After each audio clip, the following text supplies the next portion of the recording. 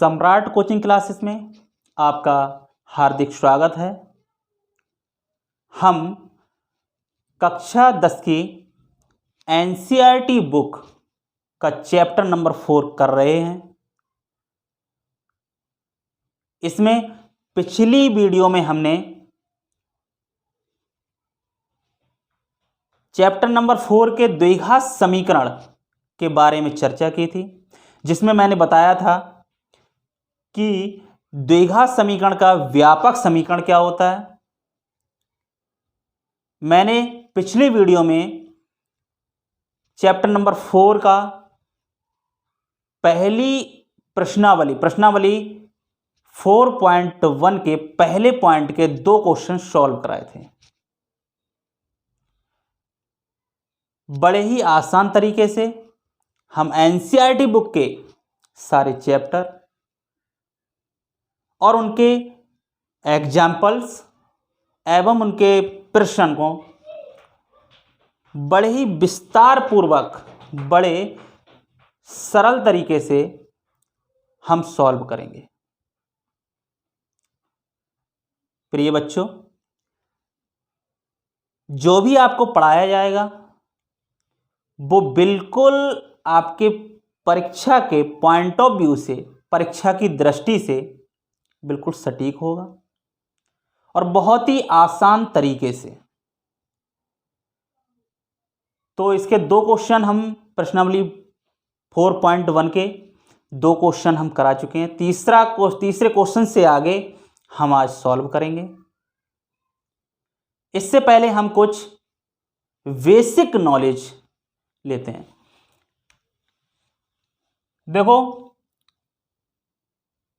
कुछ संक्रियाएं होती हैं जिसमें पहली संक्रिया योग की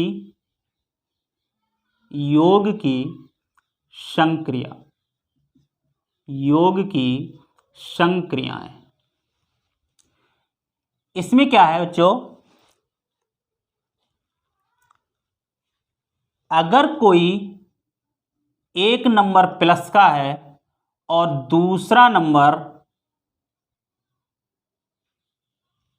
भी प्लस का है, एक नंबर प्लस का है और दूसरा नंबर भी प्लस का है, या एक नंबर माइनस का है और दूसरा नंबर भी माइनस का है, तो दोनों संक्रियाएं अगर योग की बात होगी तो दोनों ही नंबर क्या होंगे, जुड़ेंगे।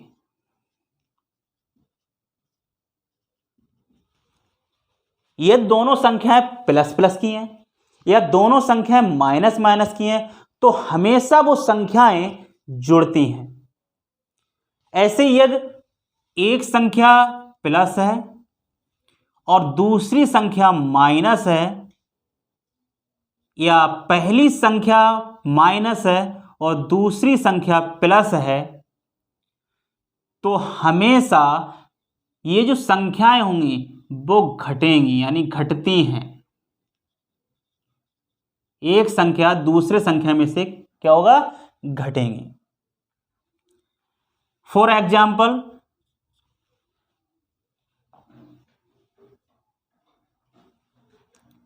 यहां पर मैं लूं 5 प्लस एक संख्या क्या है 5 है और दूसरी संख्या है क्या है 6 है।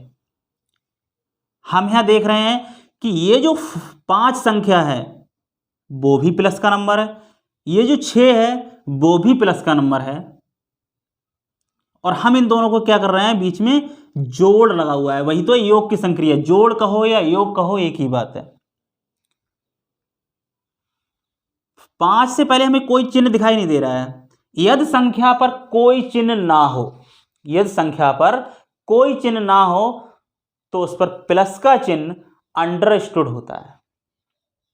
ऐसा मानते हैं कि वो संख्या धनात्मक है, लेकिन यह संख्या वो ऋणात्मक होगी तो वो चिन्ह के साथ प्रदर्शित होगी, उस पर माइनस लगा होगा। लेकिन यदि कोई चिन्ह नहीं लगा है तो वो संख्या हमेशा धनात्मक मानी जाती है, प्लस की मानी जाती है। तो यहां पर देखो, ये 5 है वो भी प्लस है और 6 है वो भी प्लस है, तो हमेशा इनको हम अगर जोड़ेंगे तो इनका आंसर क्या मिलेगा हमें 11। इसका मतलब क्या है, इस संख्या 5 और ये संख्या क्या है 6, इन दोनों को क्या किया गया है, जोड़ा गया है। इसी तरह से मैं इन दोनों संख्याओं पर क्या करूं, माइनस ले लूं, तब भी ये दोनों संख्याएं क्या होंगी, -5 और -5, दोनों संख्याओं पर चिन्ह जो हैं समान हैं, तब भी ये संख्याएं जुड़ेंगी। मैं यहां पर 5 नहीं, सॉरी 6 है ऊपर, 6 ले लूं तब भी ये संख्याएं जुड़ेंगी, लेकिन चिन्ह क्या आएगा, माइनस।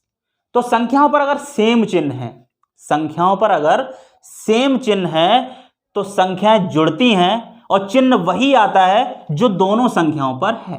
जैसा कि आप देख रहे हो 5 और 6 कितना हुआ, 11, और 5 भी प्लस की संख्या है, 6 भी प्लस की संख्या है, इसलिए आंसर जो मिला है वो भी हमें प्लस का मिला है। यहां प्लस क्या होता है, अंडरस्टूड होता है।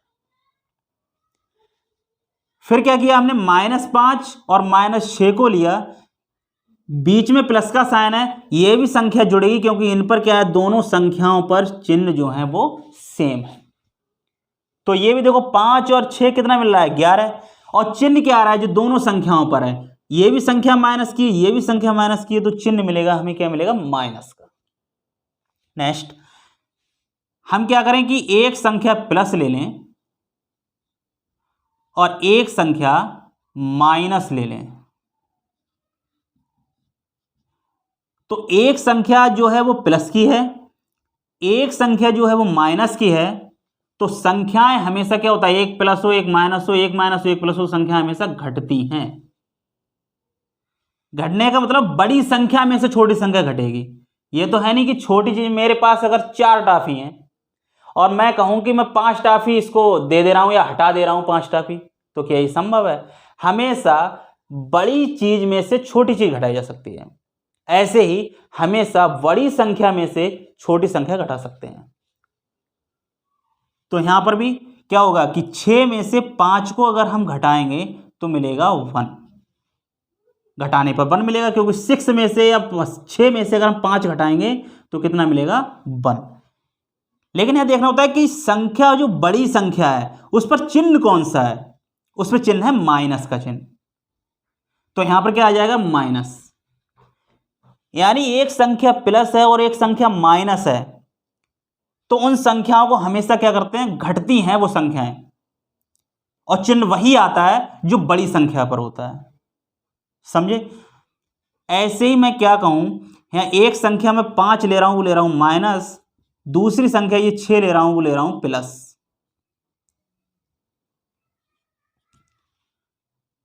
तब भी एक संख्या माइनस हो एक संख्या प्लस हो तो संख्याएं घटती हैं। तो यहां पर भी वही होगा, एक संख्या प्लस है एक संख्या क्या है, माइनस है, तो यहां संख्याएं घटेंगी। और मैंने तुम्हें बताया कि हमेशा बड़ी संख्या में से छोटी संख्या घटती है, तो यहां पर भी 6 में से 5 ही घटेंगे, 6 में से 5 ही घटेंगे, और 6 में से 5 घटेंगे तो कितना मिलेगा, 1। और बड़ी संख्या पर जो चिन्ह होता है वो चिन्ह आता है आंसर में, तो बड़ी संख्या किसकी, प्लस की, तो आंसर भी कैसा आएगा, प्लस। जहां तक है आप समझ गए होंगे। नेक्स्ट आप इसका स्क्रीनशॉट ले सकते हैं। नेक्स्ट हम क्या देखेंगे, गुणा की संक्रियाएं। क्या देखेंगे, गुणा की संक्रियाएं, गुणा की संक्रियाएं।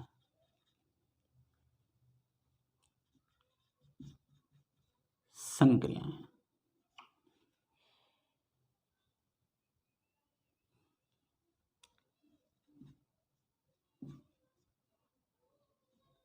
संक्रियाएं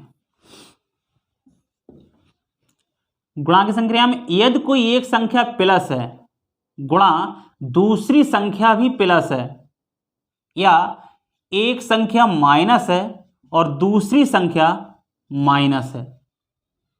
कहने का मतलब है कि जिन संख्याओं की हम गुणा कर रहे हैं यदि उन पर सेम चिन्ह है, या तो प्लस प्लस या माइनस माइनस, तो उन संख्याओं का गुणनफल, उन संख्याओं का गुणनफल हमेशा प्लस आता है। क्या आता है, प्लस आता है। इसी प्रकार यदि एक संख्या प्लस है और एक संख्या माइनस है, या एक संख्या माइनस है और दूसरी संख्या प्लस है, तो उनका गुणनफल यानी आंसर हमेशा क्या आता है? माइनस का आता है। तो अगर हम कहना चाहें तो सीधे सीधे कह सकते हैं कि अगर संख्याएं सेम साइन की हैं, यानी एक जैसे चिन्हों की हैं, या तो प्लस प्लस या माइनस माइनस, तो उनका गुणनफल प्लस का मिलेगा। और यदि संख्याएं दोनों एक प्लस की है और एक माइनस, या एक माइनस की दूसरे पे से, कह सकते हैं कि अगर विपरीत चिन्ह की हैं तो हमेशा क्या मिलेगा? माइनस मिलेगा। फॉर एग्जाम्पल प्लस 2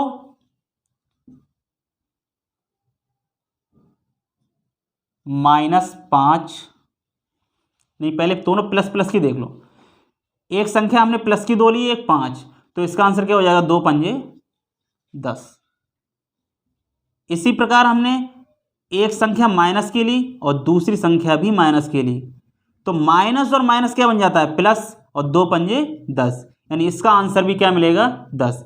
हम देख रहे हैं कि ये दोनों संख्याओं पे सेम साइन होते हैं तो आंसर प्लस का ही मिलता है। ये भी प्लस, ये भी प्लस, कोई निशान आगे नहीं लगाया तो प्लस। इसी तरह से एक संख्या हमने 2 ली, वो प्लस, और एक संख्या 5 ली, वो माइनस, तो 2 पंजे 10, और आंसर जो मिलेगा वो माइनस के 10। ऐसे ही यदि हम 2 माइनस के ले लें और 5 प्लस के ले लें तो 2 पंजे 10, लेकिन चिन्ह क्या आएगा? माइनस। तो हमें यहां से क्या मिला है कि अगर सेम साइन होंगे, दैट मीन यहाँ 2 और 5 प्लस प्लस के थे, 2 और 5 यहाँ फिर माइनस माइनस के थे, तो आंसर क्या मिला है? प्लस का 10। यदि सेम साइन है तो आंसर प्लस का, और अगर विपरीत साइन है यानी एक पर प्लस दूसरे पर माइनस, तो माइनस का आंसर आया है, या कह सकते हैं गुणनफल जो आया है वो माइनस का आया है। तो स्पष्टली हम कह सकते हैं कि गुणा की संक्रिया में, यानी कि इन्हीं दो संख्याओं की गुणा कर रहे हैं, यदि उन दोनों ही संख्याओं पर सेम चिन्ह है या बड़ा एक समान चिन्ह है, तो हमेशा उनका जो गुणनफल मिलेगा वो प्लस का मिलेगा। यदि दोनों संख्याओं पर विपरीत चिन्ह है तो हमेशा उनका गुणनफल माइनस का मिलेगा, ऋणात्मक मिलेगा। Thanks for watching. Like, comment and subscribe.